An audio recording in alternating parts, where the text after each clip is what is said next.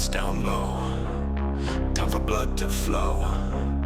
Ghosts and ghouls, you know what we mean. But all the terror that makes you scream. Some movies creep, some make you leap. There's killer plants or blobs. We cover them all on your favorite pod. So many horrors we can choose. Even when you win, you lose. Because the call is coming from inside the room. Life ends pretty fast. Some screams fade, but some chills will last. The killers stalk and then they slash. It's the 30-something movie podcast. The clock rings out the midnight chimes. We all go a little mad sometimes. Whatever you do, don't fall asleep. And if you're in space, they can't hear you scream.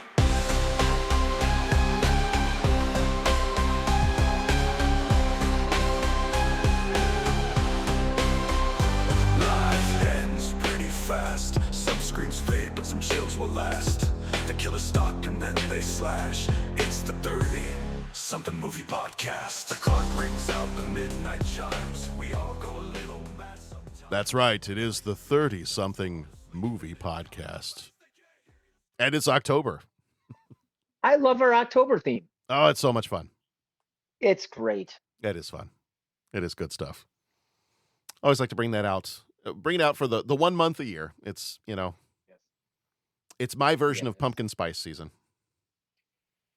Exactly. It is the podcast world version of pumpkin spice. It's Halloween podcast intro music season. Pat, how are you doing? Great, John.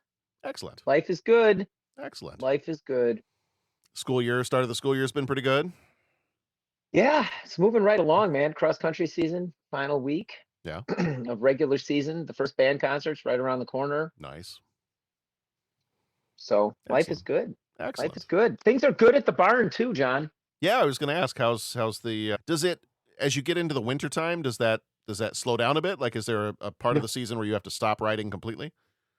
No. Oh, okay, good. Only if it's over 100 or under 0. They shut down operations. Gotcha. Okay. But no, we're getting ready. Got the fall fun show coming up in about a month. Nice.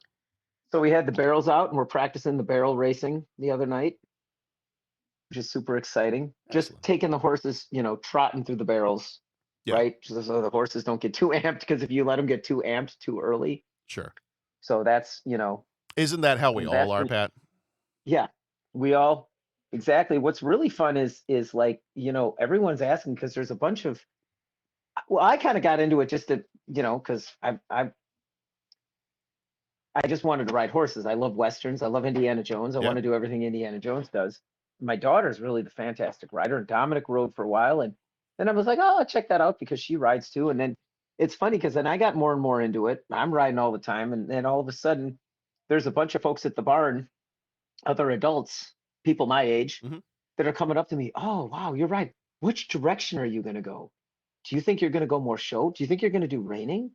Do you think you're going to do see that, and I got a speed horse for the last fun show. And they're like, do you think you're going to do the barrel? Are you going to go barrel racing? Do you, and it was funny, because I'm sitting there talking to these other folks and I'm just like, I didn't know that was an option in my life. Can I have a direction with horseback riding? I don't know. And then Daniela looks at me and goes, are you going to show next summer, Dad? And I'm just like, I did not know that was an option. I didn't, so that's been fun. And nice. It's now time where you're being pressured into specializing. Yeah, exactly. And it was funny, because I told the owner was, and I just said, like, I want to learn it all. Like, just teach me, I want to experience it all. And we're fortunate enough now that they've let us ride one of the owners. I guess it would be owner's daughter and granddaughter. Sure. One of her horses is a show horse, and you're from Texas, so I'm speaking the language that you totally understand. Sure. But I mean, like, he's totally finished. They've taken him to shows. But it's so challenging to ride him the right way, because they said, now, just because the horse is finished and trained means that they don't tolerate slop. So they'll call you out if you don't do exactly what, So I spent the last 2 or 3 weeks getting my butt kicked around the arena, trying to, like, collect the lope of the horse and collect the walk. And I mean, it's crazy, because, you go in and they're like, hey, they're like, Patrick, some people just want to come in and ride a horse. That's all they want. That's fine. But if you're going to show the horse and do it the right way, this is what you got to do. And it's like, as soon as you set in, it's like, you got to collect the head. You got to get the head down. You got to get its nose down. It shouldn't be up and looking around. It should be and it's just like the attention to detail. And you're like constantly thinking and aware of, okay, well, my leg is doing this, but that's not telling the horse the right thing. I got to put my heel here. No, not there, here. And it's just been an awesome experience, a great learning experience. And like every time I did just get done, it's just like, oh my gosh, that was incredible. So, and that's amazing. That's amazing that the horses know to the point where the horse can correct you. Yes, or the horse just they'll call you out on it. Yeah. You know, yes. So the horse will correct what you. I'm picturing at this point is that the horse walks in with a clipboard and it's kind of a Mr. Ed situation. It's all right. Now listen, Pat, what you didn't do correctly. And I'm sorry, because you know me with Good Morning Vietnam. I accidentally started. I turned part of that into a Richard Nixon. Yeah.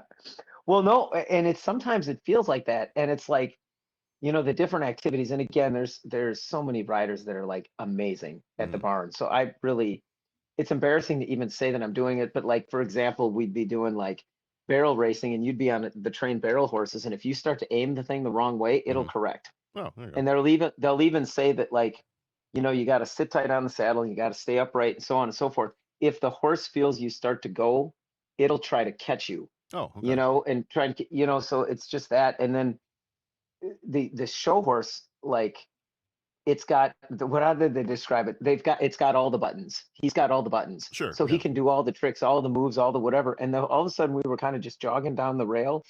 And then all of a sudden we're going like, they call it two tracking, or which, is like going diagonal, sure. And I'm just like, oh, I didn't mean to do that. I must have bumped the wrong button here. It's just incredible. Yeah. And like I said, the detail that you have to go to get the thing, just loping, collected. And then you don't want to breathe or move, because then all of a sudden, it just starts to go apart again. Yeah. But it's really, that's very cool. And then you're like, what? Yeah. And it's like, what am I doing wrong? No. And then they'll be like, nope, you're not doing anything wrong. He's just testing you. Yeah. What do you mean he's testing me? He wants to see if you know what you're doing. So I said, basically, this is like walking into 8th grade lunch for the first time. They said that's exactly it. He's just wanting to see if he can push your buttons and all this kind of thing. He likes you very much, but he is not the heck your horse. Exactly. Not at all. But it's just wonderful, and it's just an incredible gift that the folks over there have let us ride this wonderful horse. And it's great because everyone's just open with advice and tips and commentary and all that kind of stuff. Oh, and that was awesome. the big breakthrough. The second half of the lesson, I stopped getting called out, and I'm like, she hasn't called me out in the last 10 minutes. I think I've got it. I think I'm, so it's nice. It's been a lot of fun. Good. It's been really a lot of fun. That's awesome. So, well, we're here to start talking. This is October, so it's time to start talking some horror movies. And for this month, we've got kind of a combination of things. We've got some horror comedies. The theme for this month is mostly vampires. So our movies this month, we're starting off with, on the main feed, we're starting off with The Prophecy. That's this episode today. Then we've got Vampire in Brooklyn is next week. The Addiction is after that. Jacob's Ladder is going to come a little bit later in the month. That's our 10th anniversary rewatch that we've done. And hoping to get our good friend Rob Perry on here as well for a couple of these episodes. After Jacob's Ladder, we got Dracula, Dead and Loving It. And then we end the month with Species. And then I always want to do Species in like a Patrick Stewart impression. Like species. I don't remember how it's, because it's, as we talked one of the other episodes, it starts to veer into a Sean Connery. Like species. Yeah. Species. Yeah. Y'all species. Yeah, There we go. It's more of like a y'all species. Yeah. Yeah. It's going to take some practice. Yes. I don't do accents on this show because of it's just not good. Because you tried one time and we were all really quiet. Yeah, you were. That was pretty bad. You were, and I don't think it was that bad. I don't know. It just might have No, been. it was that bad. You think It so? was that Okay. bad. I forget which episode it was, but All right. it was really bad. It was the Hunt for Red October one, wasn't it? Yeah. I don't know. Okay. I think so. Oh, Well. man. Well, some things don't react too well to impressions in here.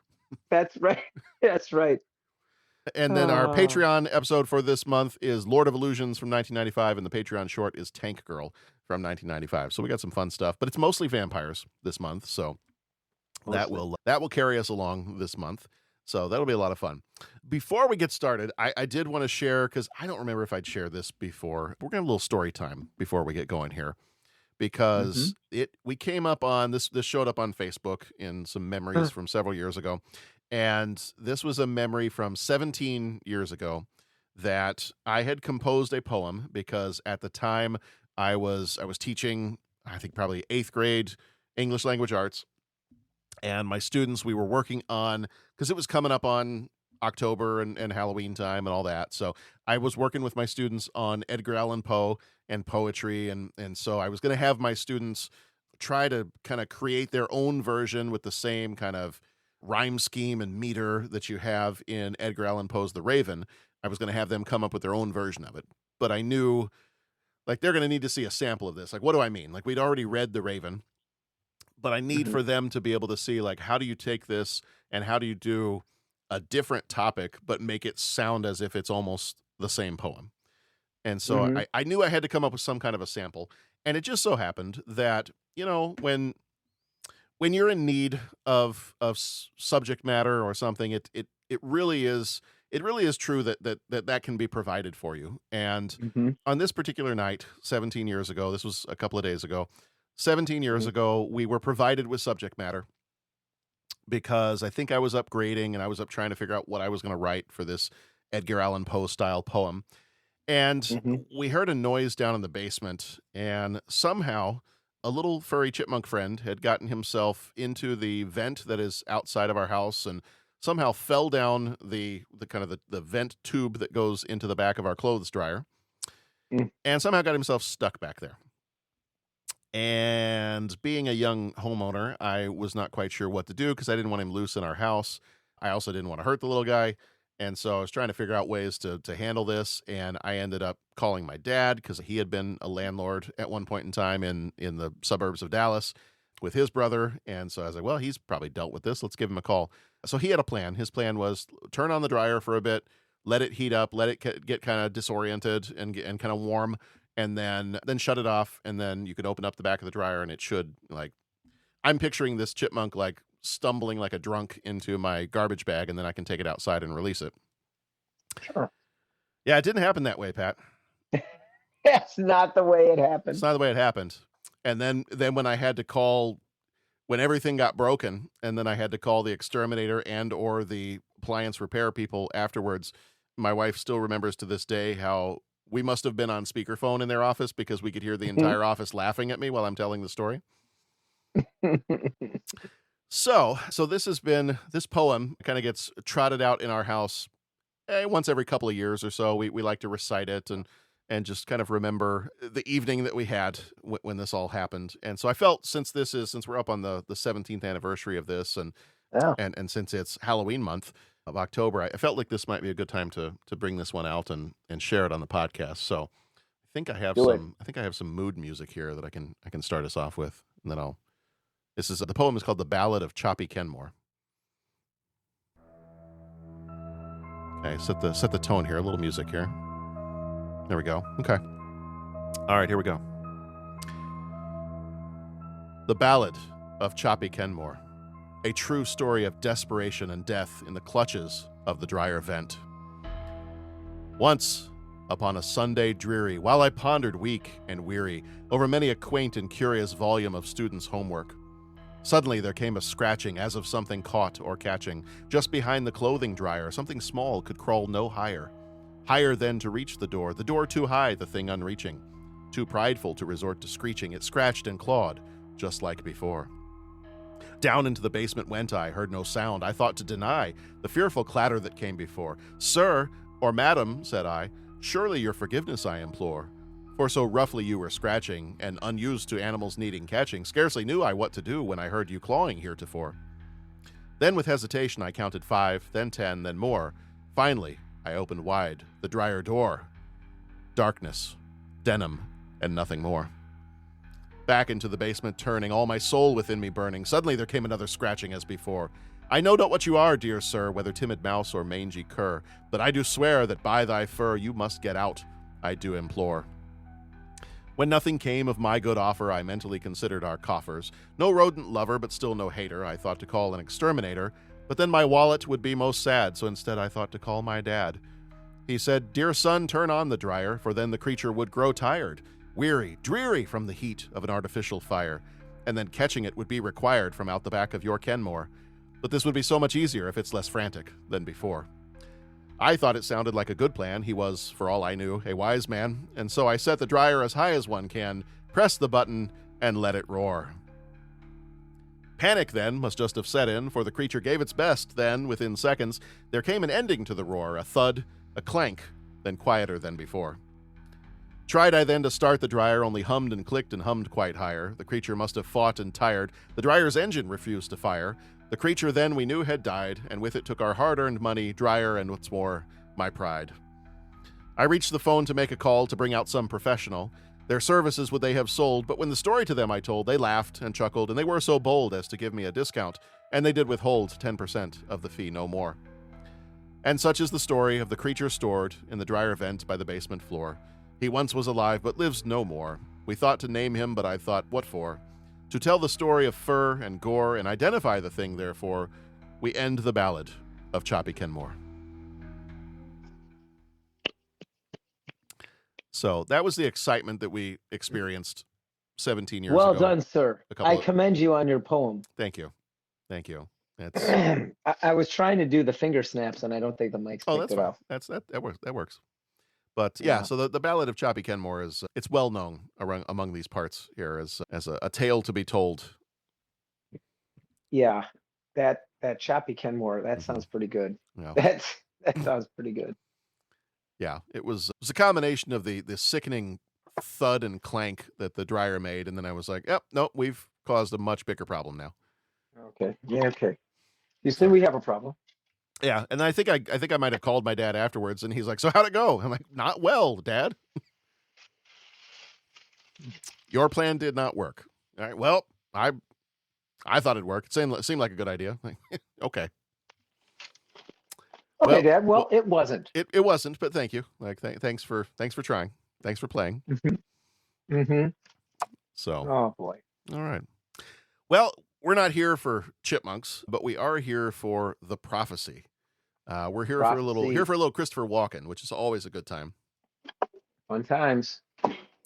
So before we get into the prophecy, real quick, spoiler alert, we do spoil freely here, so just be warned with that. If we mention a movie, you don't want to hear anything about it because you haven't seen it yet, just maybe skip ahead a few little clicks there on your podcast app of choice, and then we should have passed by that fairly quickly. So that, and then visit our website, 30podcast.com, 30podcast.com, where you can leave a rating, leave a voicemail. You could become a co-executive producer over on Patreon and help support the show that way. And as always, thank you so much to our Patreon supporters. We love and appreciate you guys, and it means so much to us that you support the show in that way. And yeah, it's amazing. So thank you very much. Yeah, definitely agreed. Most kind, most humbling. Well, and because this is the first episode of the month, we do need to go back in time a bit because this is the first week of each month. We do this month in 95, so we're going to figure out what was going on in October of 95. I think, however, that as usual, each Halloween, we try to fire up the DeLorean, and it's something's a bit off, as with everything we do during the month of October. So let me try to fire up the DeLorean and see what happens. Hopefully the Mr. Fusion doesn't eat me.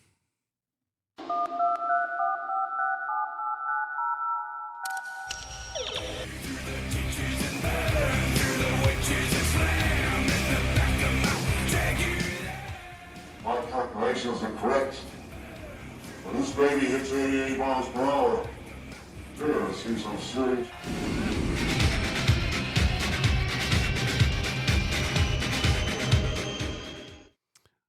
All right. Well, hopefully we're still in the same dimension, but so we've hopped in the Dragula. We've gone back in time. This Love month, that drop. Love that drop. anytime you get a little Dragula, it's a lot of fun. So, top news for this one, October 3rd, former NFL running back, broadcaster, and actor O.J. Simpson is found not guilty of the murder of Nicole Simpson and Ron Goldman in Los Angeles, California. Take that as you will. Yep, we'll just leave that sitting there. We'll leave that sitting there. Anybody who wants to examine that, feel free. October 7th, Cheers actor Ted Danson got married to the Academy Award-winning actress Mary Steenburgen. Hmm. October 21st, Doja Cat, the American rapper and singer-songwriter, was born in Los Angeles, California. Some sports here. October 8th, the Miami Dolphins' Dan Marino, laces out Dan Marino, breaks Tarkenton's NFL career completions record on October 8th. Hmm. Top books for October of 95, The Horse Whisperer by Nicholas Evans and The Lost World by Michael Crichton. Top movies were Seven and Get Shorty, and the top song was Fantasy by Mariah Carey. Hmm. Which I think that was one of the top songs for September as well. So I think she's still on a bit of I think she's on like a 2 or 3 month tear with that one being one of the top songs. So, Okay. yeah. All right. So this one, breaking it down, some trivia for this one. This came out on September 1st, 1995, rated R, with a runtime of 97 minutes. Directed by Gregory Wyden, who did, I think, Tales from the Crypt episode and a couple of other TV things as a director. Writer was also Gregory Wyden. He was one of the original writers for the original Highlander. He was also a writer for Backdraft. Producer for this one, Joel Soisson, who did Blood Rain and the Prophecy sequels, who we'll talk a little bit about the Prophecy sequels as we get on into this, because what's the best way to put it? They're fun to watch in the same way it's sometimes fun to watch like a industrial chemical accident that's happened on the side of the road. I see. So it was kind of like the sequels would be ripe for how did this get made? The sequels ended up being the straight-to-video market, we'll put it that way. Oh, boy. I mean, still featuring Christopher Walken, but in the straight-to-video market, so. Did he need like a paycheck or something? I don't know. He might have really enjoyed playing this part. So, what we'll learn in the trivia is he also played this part in a Madonna music video. Oh, So, composed by David C. Williams, who also did "They Live in the Gray" and "Phantoms." Cinematographers were Richard Clabaugh. all I can think of was, yeah, but Affleck was the bomb and Phantoms. Yeah. From Jay's Yes. Silent Bob. Yep. Oh, I'm sorry. I digest. No. Well, that's good. Richard Clabaugh, who did Necromancer and Phantoms. And then Bruce Douglas Johnson was another cinematographer on this, and he is known for Harold and Kumar Go to White Castle. Oh, Editor was Sonny Baskin, who did Overboard and the TV show Leverage. Production company was Dimension Films. Budget was $8 million. Box office was $16.1 million. Flick Metrics gives it a 62%. Cinema Score did not have a score for this one. Christopher Walken plays the angel Gabriel. He was in The Deer Hunter and Pulp Fiction. Elias Koteas plays Thomas Daggett. He was in Crash and The Curious Case of Benjamin Button. I should also mention he was also Casey Jones in the Teenage Mutant Ninja Turtles movie from 1990. Oh, yeah. Virginia Madsen was Catherine. She was in Candyman and Sideways. Eric Stoltz was Simon. He was in Mask and Pulp Fiction. Viggo Mortensen was Lucifer. He was in the Lord of the Rings trilogy and A History of Violence. I should have used this drop here. Viggo Mortensen, if anybody'd like to try to guess what Viggo Mortensen's part was in this movie, we have somebody in the back is raising their hand over here. Could it be Satan? Yes, ma'am. Thank you for sharing that. Yes, that's exactly what his part is in this movie. Thank you so much for being there. It's weird to have an audience here tonight. Mm-hmm. It is. We've never done this before.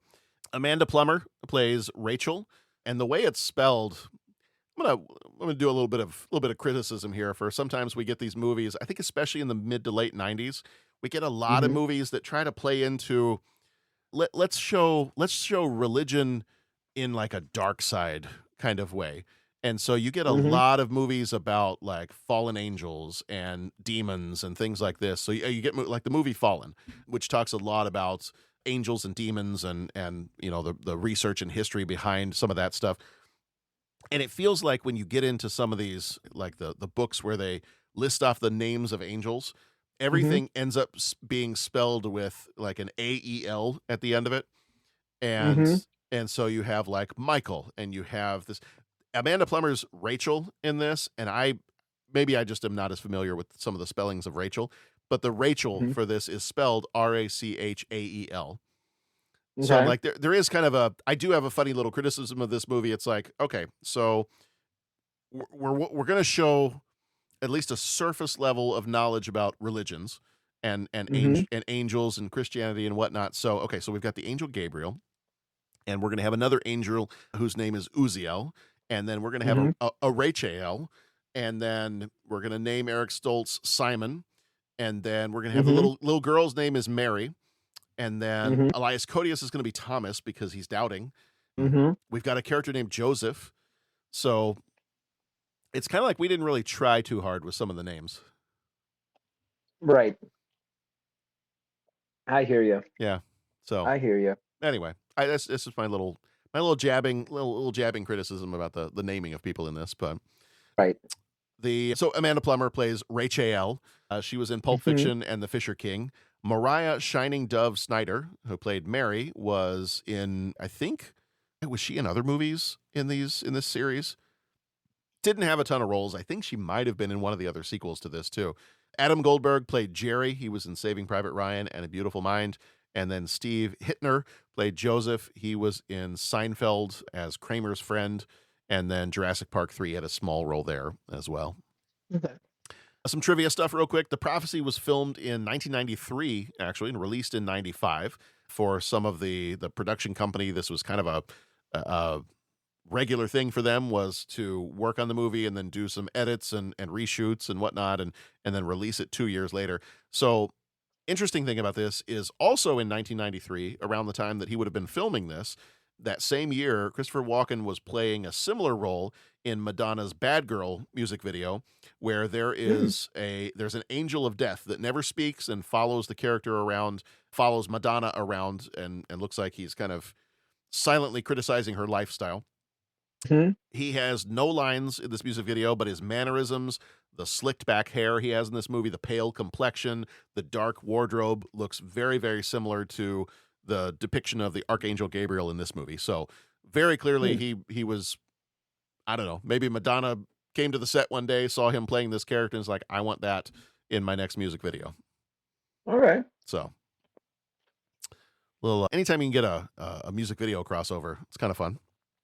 Yeah, it's really cool. Writer-director for this one, The Prophecy, Wyden also penned the original Highlander from 1986, and both of them are kind of similar in some of their themes. You've got centuries-long wars among immortals, characters in trench coats. You're kind of like, you're dropped into the middle of this. There's been this huge history going on for a long time, and boom, you are now dropped into possibly the tail end of the story. So very, very similar in some ways to Highlander. Mm-hmm. Just no angels with Scottish accents in this one. That was an unfortunate oversight, I think. No angels that are supposed to be Spaniards from Egypt with Scottish accents. There was some, shall we say, plot holes in the original one. You know, but that's fine. And apparently, much like the Highlander movies, there should only have been one. Yes. So, but as I said, the other Prophecy movie is kind of fun, but you know, it's fun in the kind of way like somebody like me who likes to watch bad movies sometimes Yeah. has fun. Maybe not mass appeal, but if No. it's got a place and people like it, who am I to judge? Yeah. Here was a quick fun story that was in the IMDb trivia section. According to the film's cinematographer, they were doing a late night shoot on a desert bluff in one of the scenes, and he and Amanda Plummer were being driven down a winding road after filming a big scene in the movie. The location was on Native American land, and the tribal authority was very protective of conservation and all of that. And just before they left, Amanda Plummer, she, I guess, took the driver's and the director of photography's hands and said a prayer for safety and respect towards the land before they started off. But minutes after that happened, as they were leaving, as the van picked up speed, an owl suddenly swooped out of the sky and was promptly obliterated by the front of their vehicle. Oh, no. And so they were all very shocked. But later on, while they were kind of going over, they were sitting with the tribal leader and they were reviewing the shoot's impact on the environment and everything. The director and the director of photography kind of brought up the subject of any damage that might have been caused. And the leader said, hey, you know what? It's all, the tribal leader said, you know, it's all fixable. Nothing that was damaged is sacred. I mean, it's not like you killed an owl or anything. Oh, no.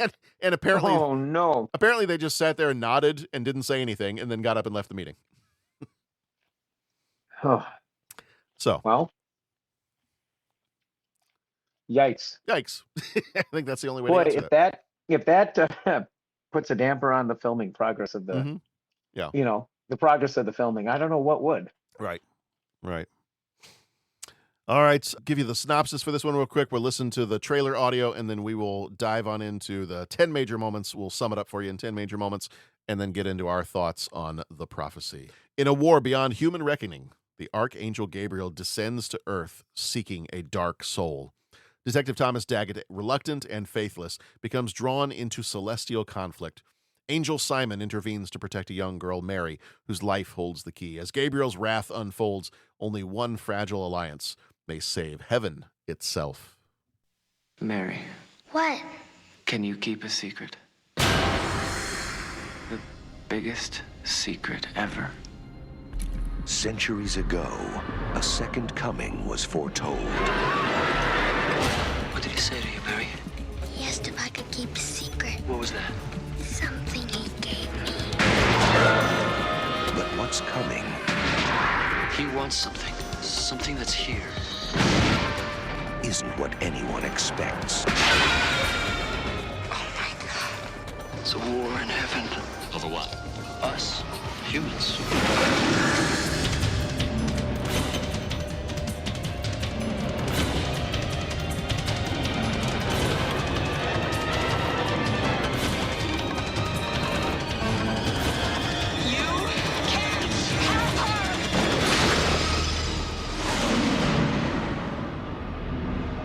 Christopher Walken. The Prophecy.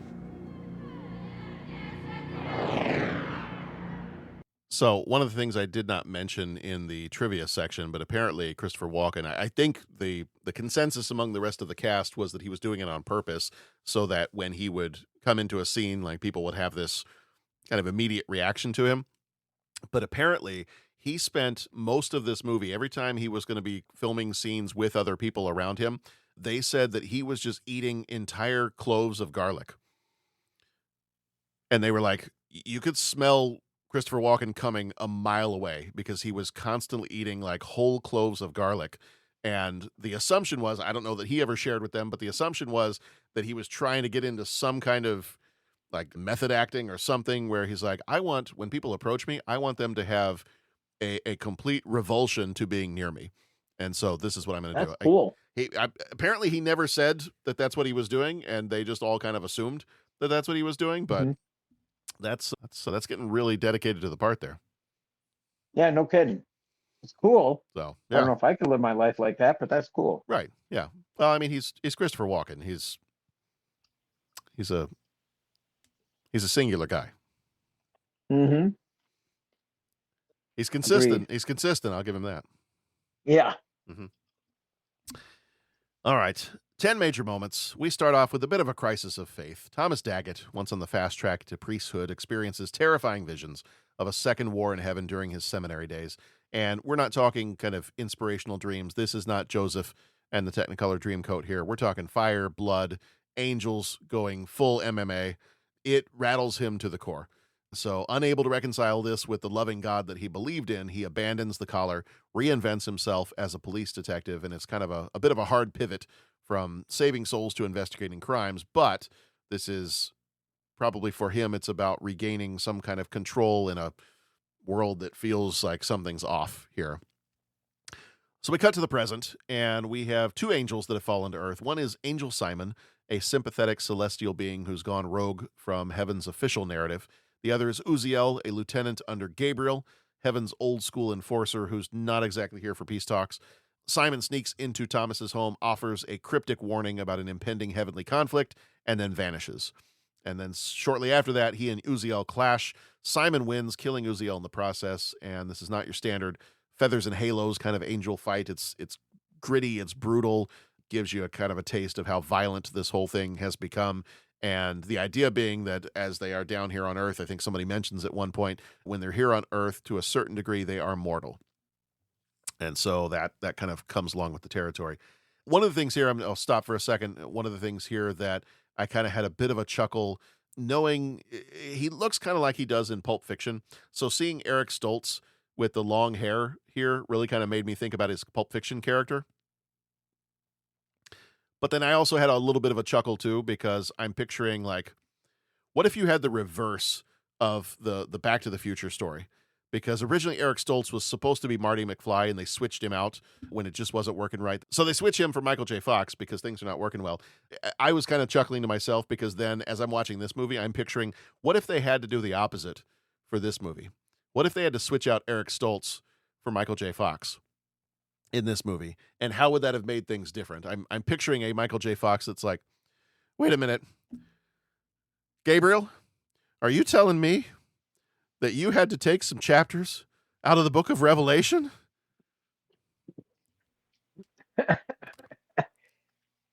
It's a very, it's a very different movie. Yes, Michael J. Fox is, yeah, I could see that. Michael J. Fox is the angel Simon. Yes. Whoa, God, this is heavy.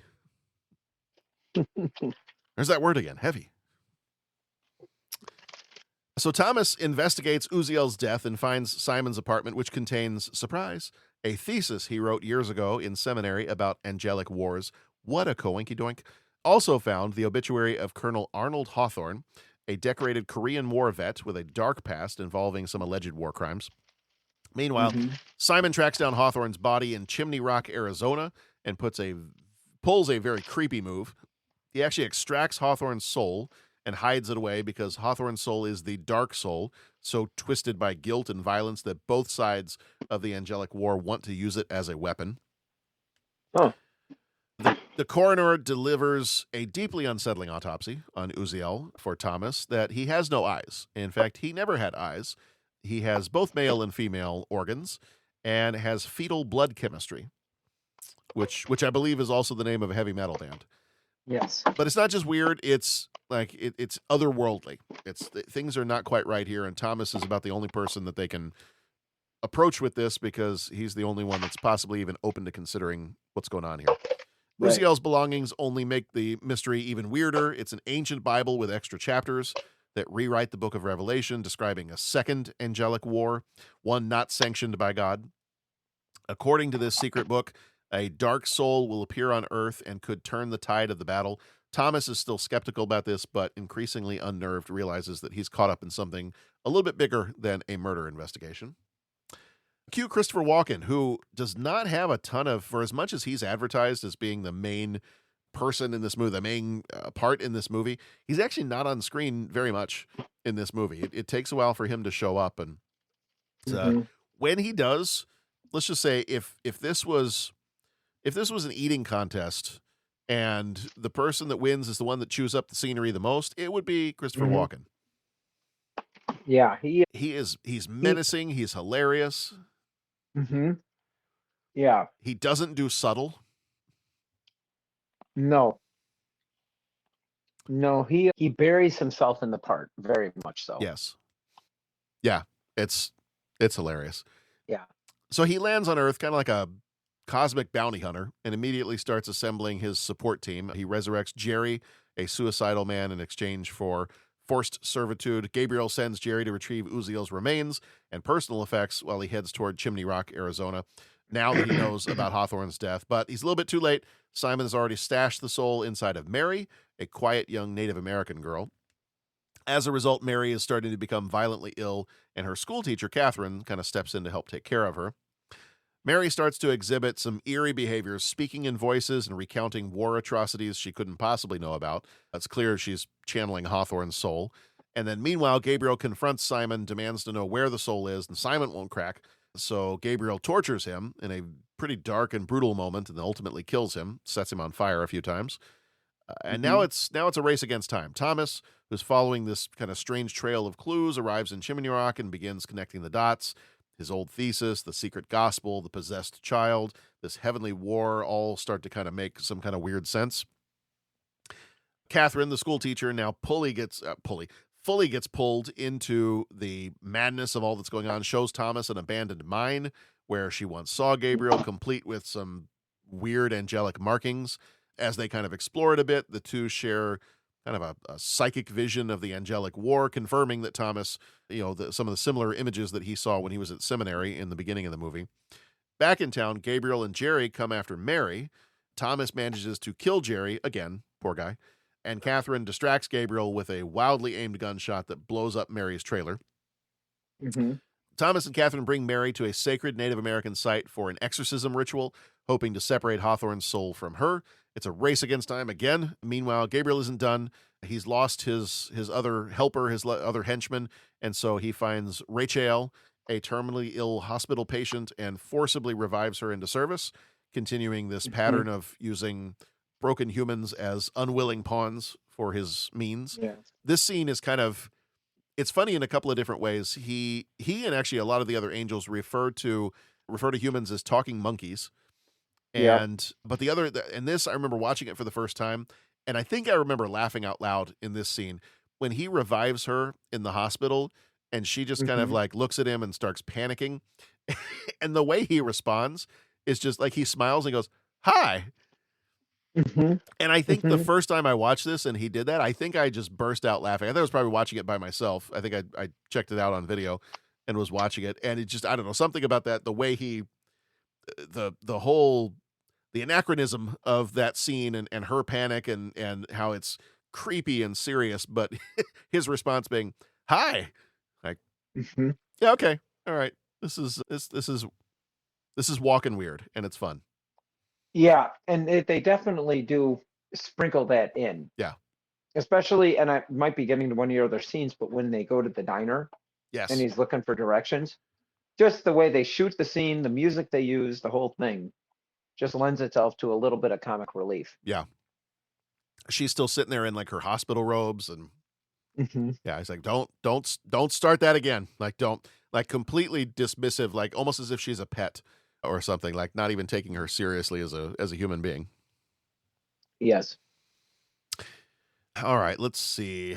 Okay, so just like when it seems all hope is lost, Lucifer himself enters the fray, and he is, I mean, Viggo Mortensen in this is also very, very creepy. I mean, there's not much that's funny about him. That Christopher Walken can come across as being creepy and funny at the same time in kind of an awkward way. There's nothing funny about Viggo Mortensen's Lucifer in this. Like, he's just full on creepy. Yep. And he knows he is. And like the stuff he tells Catherine he would do to her, he's like, if you don't, like, just shut up and listen to me, because if I wanted to right now, I could do that. And he starts listing off things he could do. And I'm like, oh, yeah, that's awful. Yeah. Let's not get him angry. So, but the interesting thing about this is he is not, I don't know. We'll talk about this here in just a minute, but he is not necessarily the villain here. It is the angel Gabriel that is the villain in this movie. He's not really I don't know if you could call him a villain in this movie. His character is not a villain. He just doesn't want heaven to get turned into another hell. Yeah. He's like, I got my own place and I'm good with my place. I don't need you I don't need Gabriel doing his thing and like usurping my role and where I am. I'm happy where I am. Thank you so much. So let's not mess with the status quo. Like, why don't we just leave things the way they are and let's not have you do what you're doing. Because really what we kind of find out is that the angels that are on Gabriel's side, the thing that they're really upset about is the fact that humans were given a soul and they were given free will and they were given the benefits that the angels were never given. So angels don't have souls and humans do, and so there's a jealousy there. And some of this is a little similar to the conversation they were having in Dogma. Yeah. Like, why did he loved humans even above us, and he gave them souls and he gave them free will, and like, why these talking monkeys, like why would he do that? That's ridiculous. So you've got some similar, it's a very different tone than Dogma, but some similar messaging. Yes. Very much so. So Lucifer reveals that Gabriel's war has blocked new souls from entering heaven, effectively kind of breaking the system that they've got going on. And ironically, Lucifer here is the voice of balance for this whole thing. He tells Thomas that Gabriel's real weakness is pride, not faith. And so it's kind of an interesting twist that the devil is advising the former seminarian on how to defeat an archangel gone rogue. And he's telling him honestly, he's telling him exactly what he needs to do to beat him. So we got the final battle. Gabriel arrives to disrupt the exorcism that's going on in the chaos. Thomas kills Rachel to stop her from interfering. He and Catherine try to hold off Gabriel, but he's still an archangel, and he overpowers them pretty easily.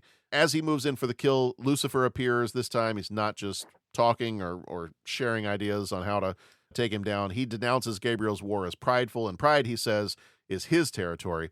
So he rips out Gabriel's heart. He literally rips out his heart, ending the rebellion, and at the same time, Mary is freed from Hawthorne's soul, which briefly attacks before being vaporized by some divine light. Lucifer, having cleaned house, invites Thomas and Catherine to come home with him. They politely decline. And with dawn breaking, Thomas reflects on what he has learned, that faith, like humanity, is messy, uncertain, and maybe that's the point of it all. So that's the major moments. Yeah, a lot of major moments there. All right. I think it's time for some deeper thoughts here. And now, deep thoughts.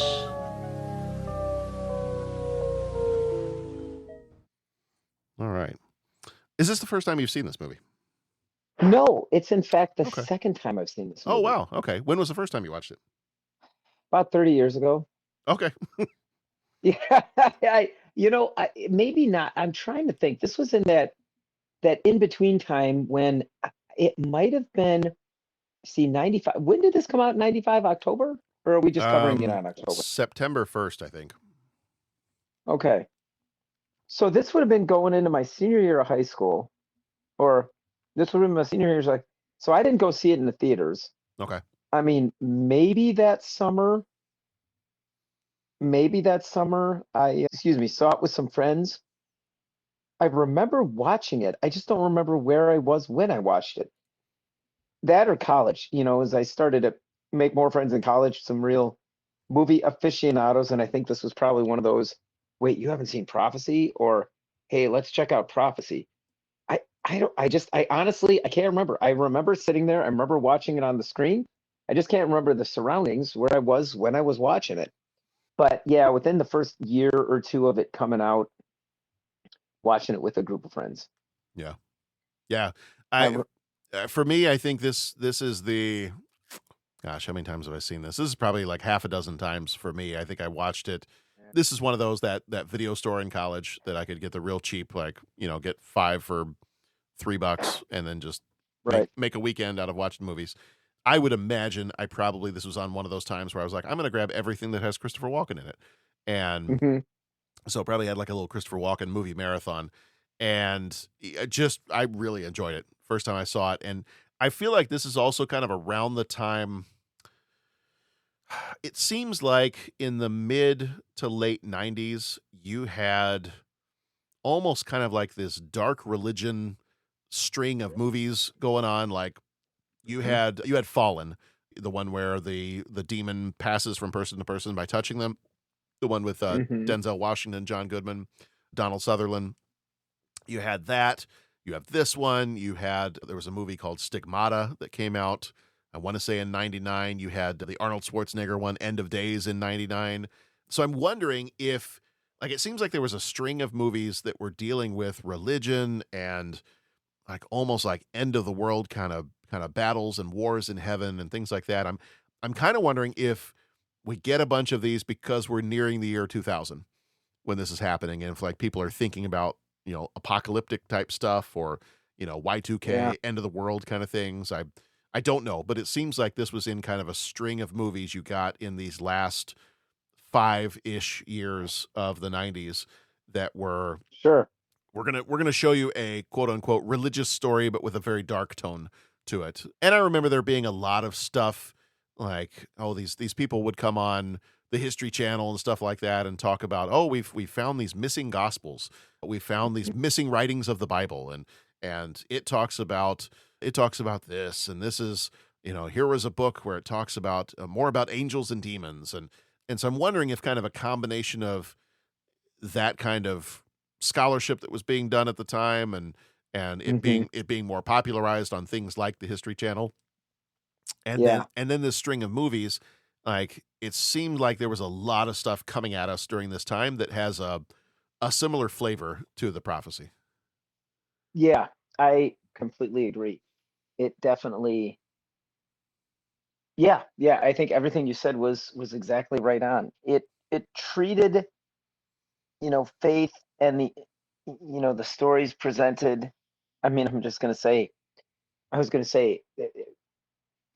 it feels like it takes biblical stories and, you know, early, I guess it would be, well, they really don't get into like the story of Jesus and Mary, Christianity, but Right. like, I guess Judeo-Christian history, Hmm.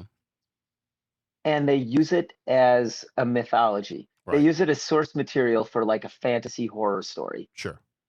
right? And I don't really feel that this is like a study in faith so much as, you know, it's more of, a fantasy story told with the main characters being taken from the Bible. Hmm. That's kind of the feel I get. And I don't, like you mentioned Y2K, I mean, that could easily be it. I don't know why it necessarily went this route, other than they were like, man, there's some great stories in here. We could tell a whopper of a horror story if we take this.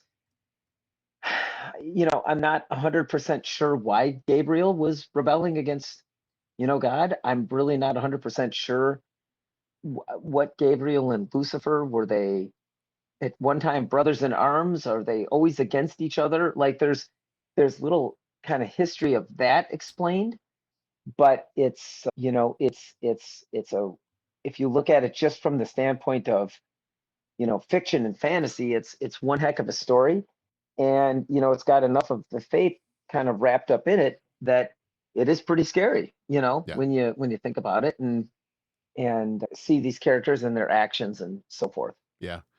Yeah, I kind of feel like this. I mean, because they try to introduce it. It's the movie starts off with him being in seminary, and he's about to be commissioned as a priest to go out and continue this walk. But I feel like if the faith struggle, which I think could be a pretty compelling part of the story, I do feel like that kind of ends up feeling more like a backdrop of the movie, not the core of the movie. Right. It's thematically there, like we talk about faith and but it kind of seems like it's being shoved into the back seat. Right. Instead, we're focusing on soul stealing and creepy kids and Christopher Right. Walken being crazy and weird.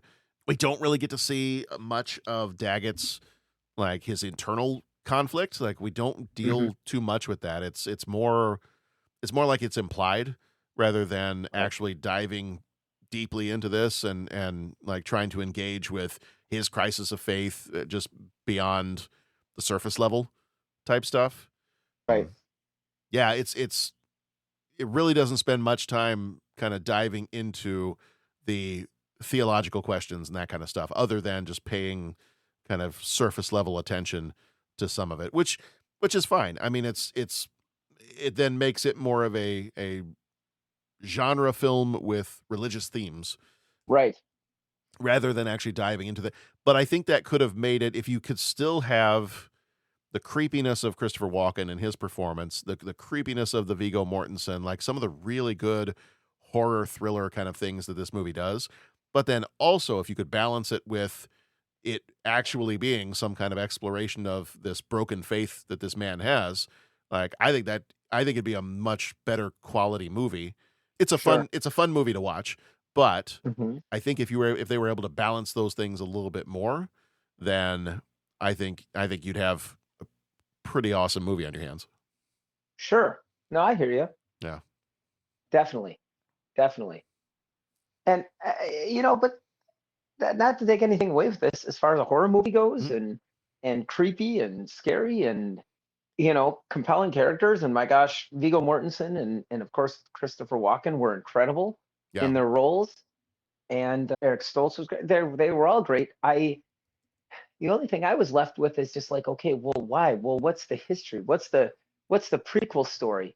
Mhm. Why were they fighting the war? I mean, yeah, okay, I know they were selfish or jealous, I should say, of humans, but Right. like, how did it become a shooting war? Right. So Yeah. And it's so full of a bunch of like really good actors that you've seen in other stuff. A lot of people from Pulp Fiction.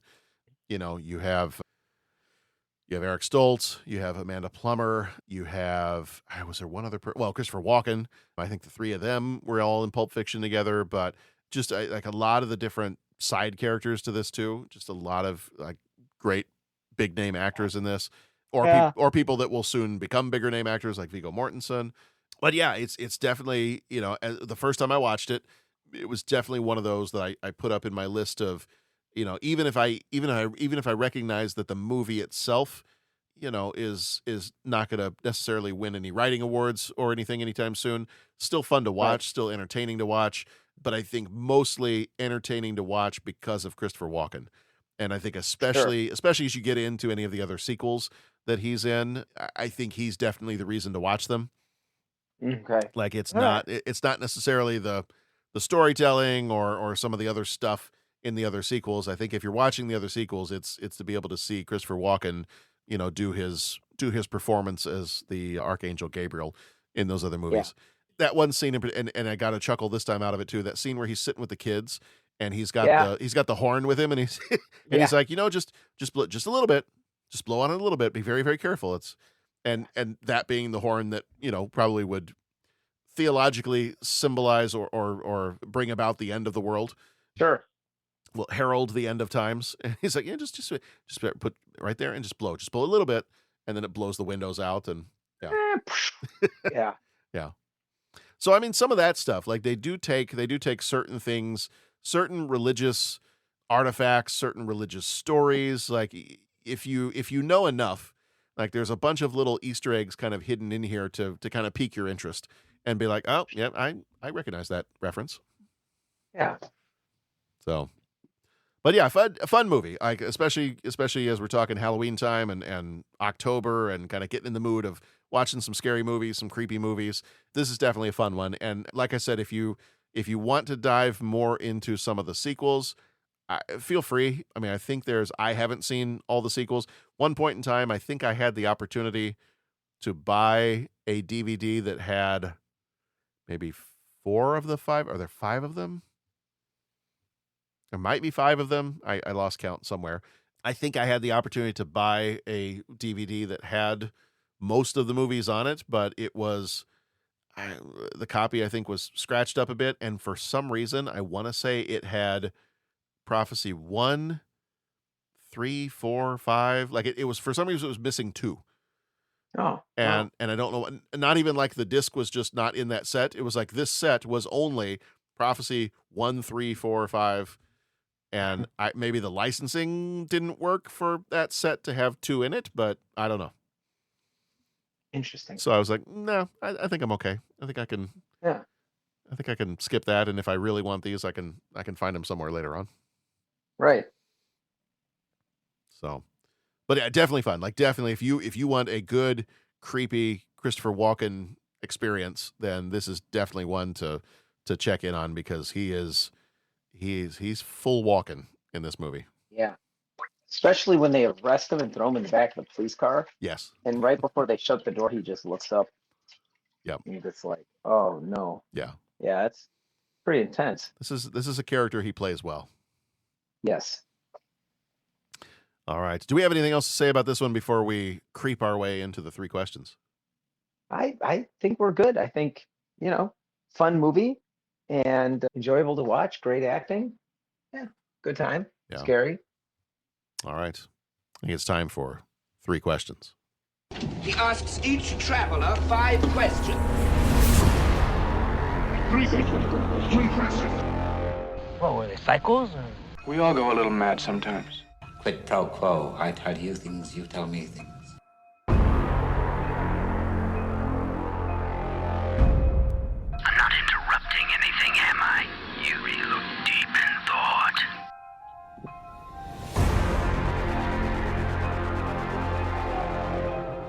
So I'll ask you the questions and then we'll see, all right?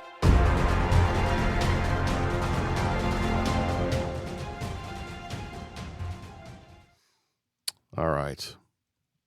Question number 1. What is your favorite movie with a biblical theme? And I'm going to put biblical in quotation marks. Favorite movie with a biblical theme. So yeah, and when I say biblical, I mean like very loosely. Okay.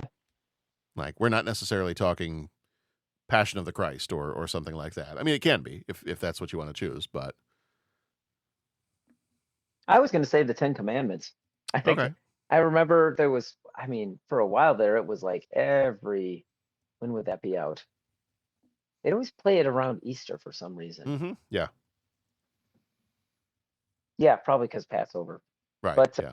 yeah, so I suppose the Ten Commandments was my favorite for a long time. Okay.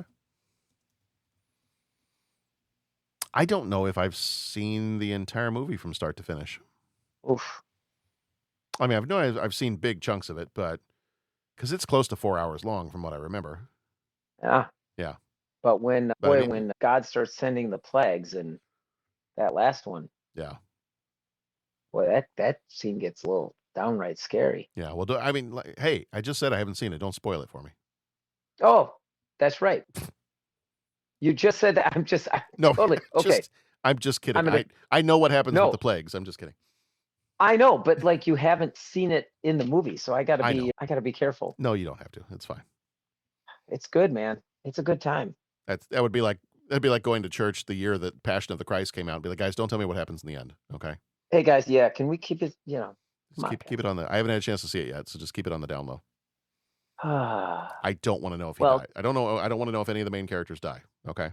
That's right. That's right. Oh boy. So I have the serious answer and then I have the more comedic answer. All right. My serious Let's fire it up. Serious. Yeah, my serious answer is I really like the 1953 movie The Robe.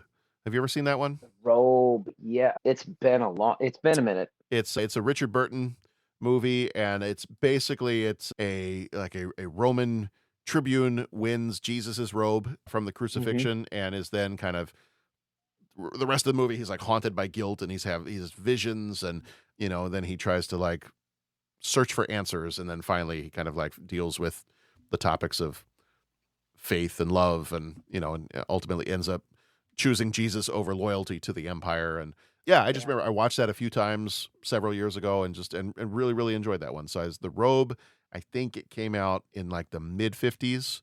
Yeah. Yeah, not too far around the time of 10 Commandments. I think 10 Commandments was like late 50s. And I want to say The Robe was a few years before that. Okay. So that's my serious answer. My more comedy leaning answer is Dogma. Yes. Excuse me. That one, yes. The movie that Very features fun movie. the movie that features the Buddy Christ statue. Yeah. So yes. All right. Good choices. What is your one not stolen by Michael J. Fox? What is your favorite Eric Stoltz role?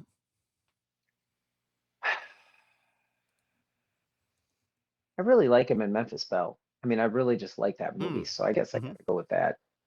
Yeah. I mean, frankly, I'm a little shocked that I guess we could have gone with, was it Some Kind of Wonderful? I feel like we got into an argument over Some Kind of Wonderful versus Pretty in Pink, but Dennis is not here, so it's okay. Yeah, his point about Some Kind of Wonderful is really well taken, though. I mean, that might just have to be my answer too. Yeah. That one's really good. That one is good. I do like that one. I like his character in Pulp Fiction. Yep. Yeah, I'm trying to think between Some Kind of Wonderful and Pulp Fiction. Yeah, those might be my two. I don't know if I've got any others that. It's a worthy answer. It's a good too. He plays a kind of fun but in some ways very punchable character in that Mad About You TV show that Sharon and I really like. Okay. He was in that one for 6 episodes, I think. Okay. But yeah, kind of fun to see him there. Yeah.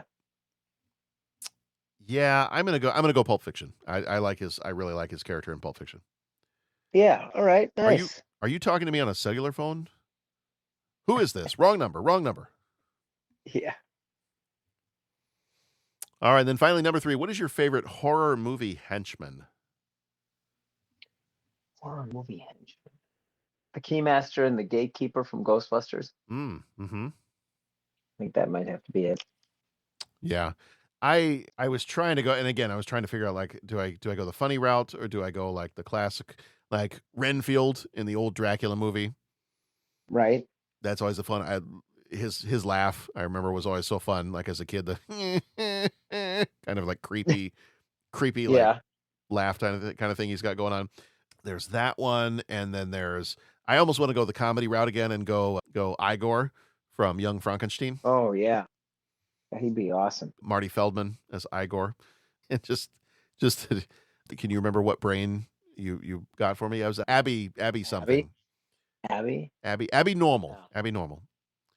You brought me an abnormal brain. What hump? Yeah. Lots of good horror movie henchmen. Never mind. Yeah. Yep. All right. That's going to do it for this episode as we start off our October horror movie month. Mostly vampires. No vampires in this one, but mostly vampires this month. So looking ahead, we have got Vampire in Brooklyn. It's going to be next week. The Addiction, which is another Christopher Walken movie. This could have also been like Christopher Walken month almost. But The Prophecy was this one. Vampire in Brooklyn next week. The Addiction after that. Jacob's Ladder is our 10th anniversary rewatch. Dracula, Dead and Loving It after that one. And then we finish the month with Species.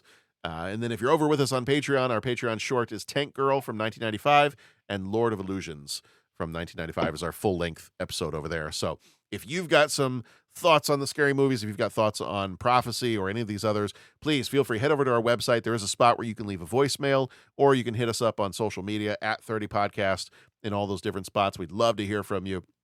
And just feel free. Share what you love about these movies, or if you've got any others that you want us to talk about, we would love to. So throw that our way, and we'll see what's going on. But yeah, so Pat, always have fun during October and have fun checking out some scary movies during this season. Yes, John, you as well. This was a fun one to talk about tonight. Yeah. Anytime you got Christopher Walken, it's always fun. Yes. I was going to try to do maybe like Christopher Walken impersonation, but I don't know. I feel like after our earlier conversation about accents and other things, I'm like, nah, let's not test it. Mm-hmm. Your dog has no tail. Why does your dog have no tail?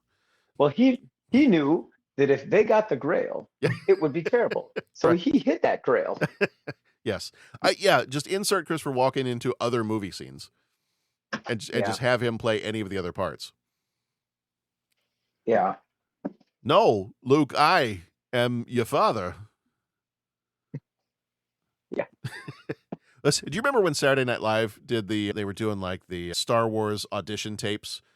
And who was it? I think it might have been Kevin Spacey that was playing Christopher Walken auditioning for Han Solo. No. Oh, That shit was pretty fun though. I'll have to share that one with you.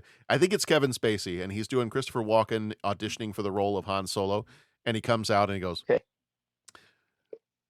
It's the ship that made the Kessel run in less than 12 parsecs. That sucked. Can I do it again? It's awesome. Oh, I'll have to send you that one if you haven't seen it. Yes. All right, everybody, have a spooky October. We'll see you back here next week for Vampire in Brooklyn. And until then, this is the 30-something movie podcast. And whatever you do, don't turn around and look behind you. Because, just don't do it. Just ignore whatever's back there. Yeah. You don't want to see. All right. Be excellent to each other. Watch your backs. And we'll see you back here next time. You're listening to the 30-something movie podcast. One movie each week. 30 years in the making.